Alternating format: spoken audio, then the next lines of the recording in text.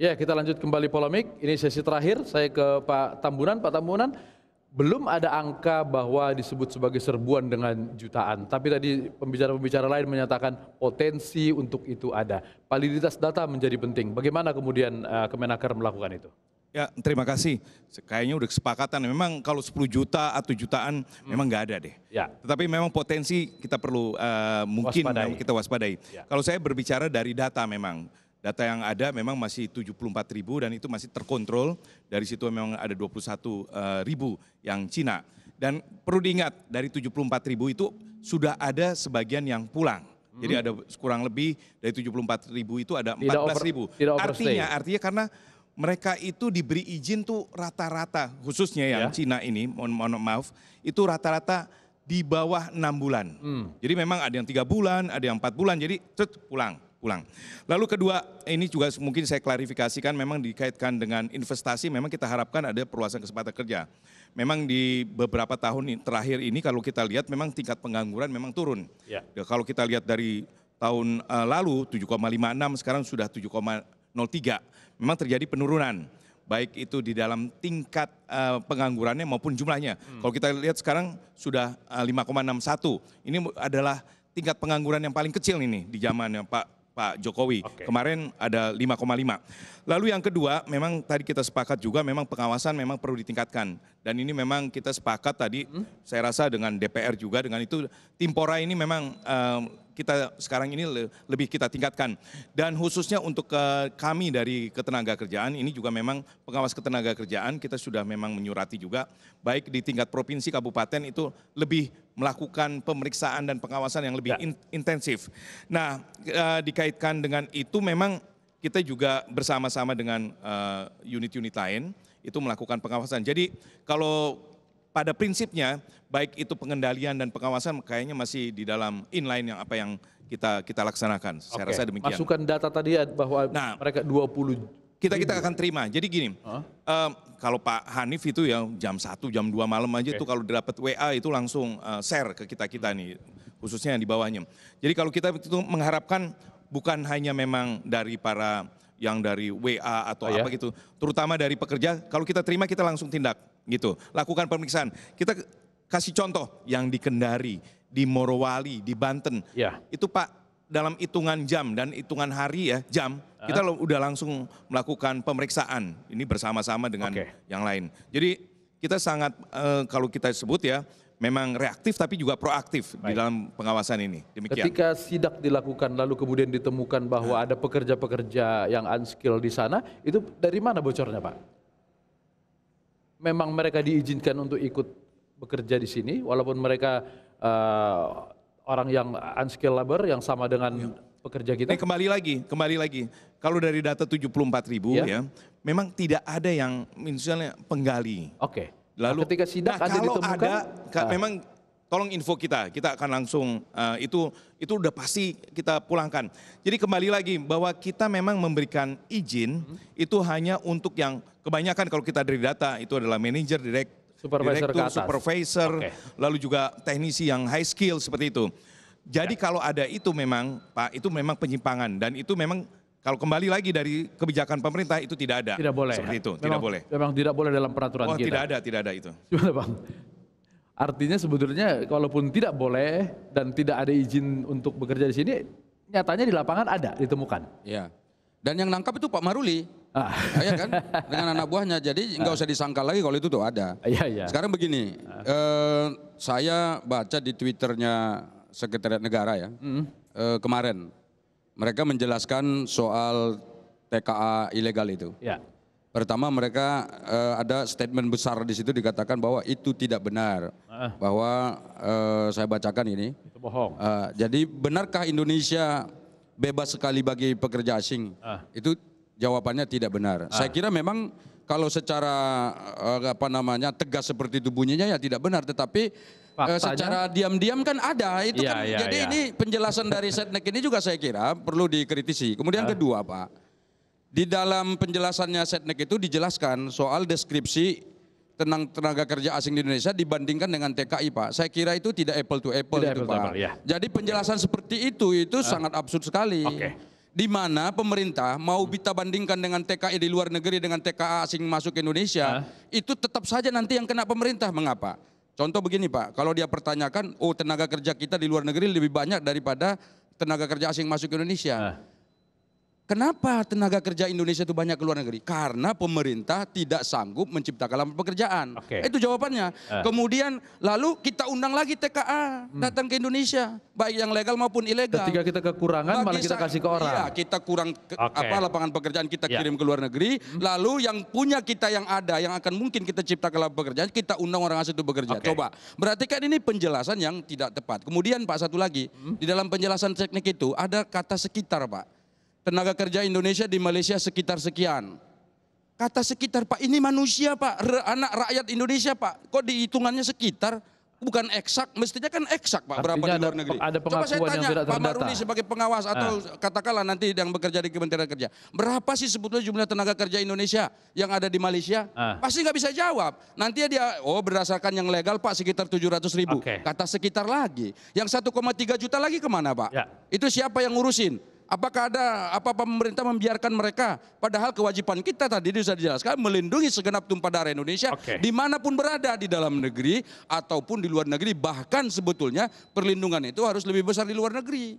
Ini yang begini-begini pola-pola seperti ini saya kira ini tidak tepat untuk dilakukan oleh pemerintah. Bukan hanya sebetulnya pemerintah itu mestinya jangan berapologi sekali lagi. Coba tunjukkan pada kita Pak bahwa pemerintah ini sungguh-sungguh untuk mengantisipasi kedatangan tenaga kerja asing ilegal itu. Jangan seperti negara-negara di Afrika Pak. Hari ini negara-negara Afrika nanti kalau kita bicara lagi soal itu bisa panjang ceritanya. Nanti bisa jadi kita kalau tidak mengantisipasi dari sekarang itu yang kejadian seperti yang terjadi di Afrika khususnya di Zimbabwe itu bisa terjadi di Indonesia. Itu yang penting sekali saya kira. Saya ingin mau tanya dulu ke Pak Saleh. Terkait gini, kalau misalnya satu negara, Indonesia, mengadakan MOU, taruhlah dengan Cina, apakah berhak nggak DPR mengetahui isi MOU tersebut? Contoh tadi kata Bang Saganda, di dalam MOU tersebut investasi plus bawa tenaga kerjanya dari Cina ke Indonesia. Itu G2G bukan ke daerah.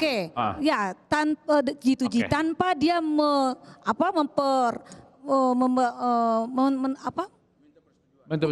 tanpa dia mematuhi peraturan yang ada di Indonesia. Saya mau tanya, apakah DPR itu berhak tahu nggak MOU yang dilakukan antara G2G? Jadi begini, jawabannya kan singkat saja sebetulnya. DPR kan tugasnya mengawasi Pak, mengawasi regulasi yang dibuat oleh pemerintah dan DPR. Nah salah satu diantaranya di dalam regulasi itu kan ada perjanjian kerjasama dengan asing. Nah tentu kita berhak untuk mengawasi dan juga mengetahui isi perjanjian itu. Nah ini kan problemnya Bang Latif yang tadi tidak didiskusikan sama sekali adalah bahwa di awal pemerintahan ini sebetulnya sudah ada kerjasama Indonesia dengan Tiongkok. Ya kerjasama dengan Tiongkok itu termasuk diantaranya investasi mereka datang ke Indonesia tapi dibarengi dengan tenaga kerjanya. Nah ini yang sebetulnya yang saya kira juga harus dibuka ke publik supaya publik tahu. Ada 8 item MOU yang ditandatangani oleh pemerintah Indonesia dengan pemerintah Tiongkok itu. Ini yang harus kita buka lagi satu persatu dan dibuka ke publik. Tadi kan Mbak mengatakan apakah DPR berhak untuk mengetahui? Ya berhak. Tapi yang sejauh yang kita peroleh tadi informasi itu bukan dari resmi dari pemerintah. Kita cari tahu sendiri.